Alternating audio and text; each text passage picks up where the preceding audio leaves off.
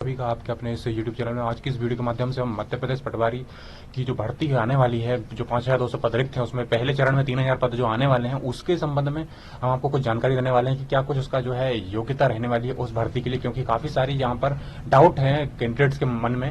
तो पटवारी भर्ती 2017 में जो हुई थी उसमें क्या कुछ योग्यता थी और अब क्या योग्यता रहने के आसार है, क्योंकि योग्यता तो ग्रेजुएट थी, सभी को पता है। जो लोग नए हैं उनको भी बता रहा हूं मैं कि ग्रेजुएशन के साथ साथ कोई भी आपके डिप्लोमा नहीं मांगा गया था, ना डिग्री मांगी गई थी। आपका ग्रेजुएट कोई सा भी हो, ठीक है, कंप्यूटर से संबंधित कोई डिप्लोमा नहीं मांगा गया था, ये बोल रहा हूं मैं।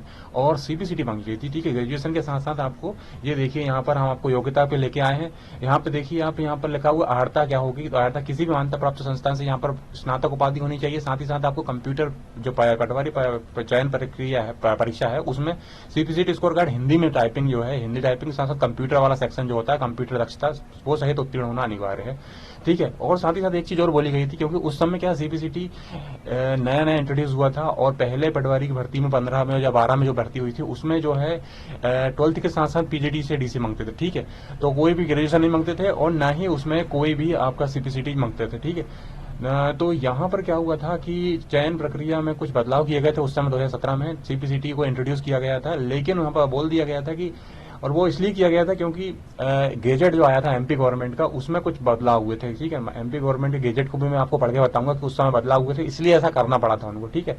तो क्योंकि नया नया बदलाव हुआ था तो उन्होंने लिख दिया था कि सीपीसीटी परीक्षा उत्तीर्ण न होने की स्थिति में परीक्षा में नियुक्ति नहीं की जाएगी और 2 वर्ष की अवधि दी जाएगी। जिनके पास सीपीसीटी नहीं है उनको 2 वर्ष के अंदर उत्तीर्ण करना होगा सीपीसीटी, नहीं तो उनकी अभ्यर्थता जो है निरस्त कर दी जाएगी। जिनके पास सीपीसीटी है उनको कोई टेंशन नहीं थी, और जिनके पास नहीं भी थी तो उनको 2 साल की वो दी थी मोहलत की परिवीक्षा अवधि, जो 2 साल की होती है। ट्रेनिंग पीरियड जो होता है, उस ट्रेनिंग पीरियड के दौरान, ठीक है, परिवीक्षा प्रोफेशनली पीरियड जो उसको बोलते हैं, प्रोफेशनली पीरियड के दौरान आप 2 वर्ष के अंदर अंदर उत्तीर्ण आप कर दीजिए सीपीसीटी को, तो आप जो है मान्य रहेंगे, क्योंकि सीपीसीटी उस पद के लिए अनिवार्य हो गया था। उस गैजेट को मैं आपको बता देता हूँ निकाल करके, जो 2015 में आया था 16 फरवरी को। उस गेजेट में स्पष्ट रूप से लिख दिया गया। तो देखिए, ये जो गेजेट है, ठीक है, इस मध्य प्रदेश गवर्नमेंट का, मध्य प्रदेश राज्य, मुझे देखिए मध्य प्रदेश गवर्नमेंट का यहाँ पर आपको गेजेट दिखा रहा होगा मैं। यहाँ पे देखिए वल्लभ भवन समाज प्रशासन विभाग। तो यहाँ पर क्या है, ग्रुपिंग की गई थी उस समय। एमपी जो व्यापम है उसके द्वारा ग्रुपिंग नहीं की गई थी, कौन से वाले ग्रुप में क्या कुछ होंगे। तो ये ग्रुपिंग जब बोलते हैं ना, ग्रुप 4 एग्जाम, यहाँ से आप स्पष्ट समझ सकते हैं कि ग्रुप 4 एग्जाम के अंतर्गत सहायक ग्रेड 3 आता है, ठीक है ना। लिपिक वर्ग होता है, स्टेनोटाइपिस्ट, स्टेनोग्राफर और आशुलिपिक, यानी कि जो स्टेनोग्राफर होते हैं वो सभी कुछ इसमें आ जाते हैं। Computer operator, data entry operator group 4 में आते थे, लेकिन उसमें भी पटवारी को उसमें उस समय रख दिया गया था। तो उन्होंने सोचा था कि इसमें भी ग्रुप 4 में पटवारी भी इंट्रोड्यूस कर देंगे, लेकिन बाद में ऐसा हुआ क्योंकि 9,000 पद थे, बड़े मात्रा में आने वाले थे, तो इसको अलग से ही भर्ती ग्रुप में निकाला गया और उसमें योग्यता भी बदल दी गई, ग्रेजुएट कर दी गई बाद में, ठीक है।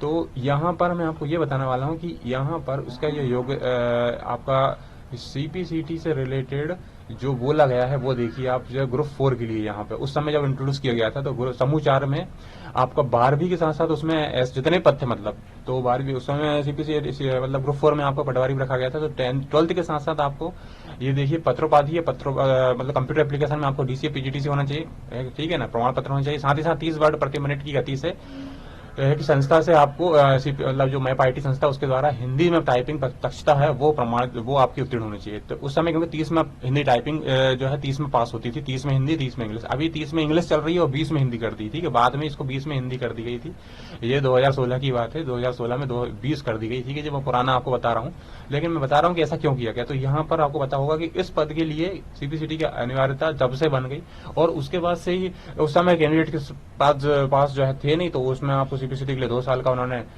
बोला था कि आप मोहलत दी थी, आप कर लीजिए।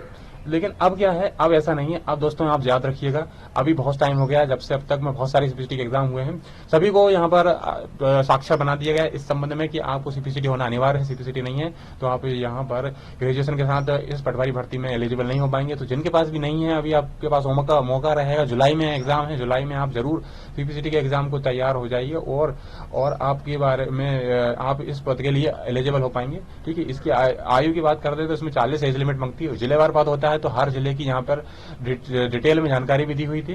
ठीक है, अभी भी हमने आपको पुरानी वीडियो में हमने आपको डिटेल में जानकारी दी थी कि कितने कितने पद किस जगह पर रिक्त हैं। वो वीडियो आप जरूर देखिएगा, हम आपकी एंड स्क्रीन में लगा देंगे, आपको उससे थोड़ी सी राहत मिल जाएगी, आपको पता लग पाएगा कि आपके जिले में कितने पद हैं। हालांकि इसमें गृह तहसील नहीं मिलती है, ये बता दें आपको। एज लिमिट इसमें 40 रहती है। एज लिमिट के रूप में अगर आप बात करें तो एज लिमिट इसमें 40 रहती है, और यहाँ पे देख लीजिए एज लिमिट 40 रहती है। इसके सिलेबस से संबंधित हम सेपरेट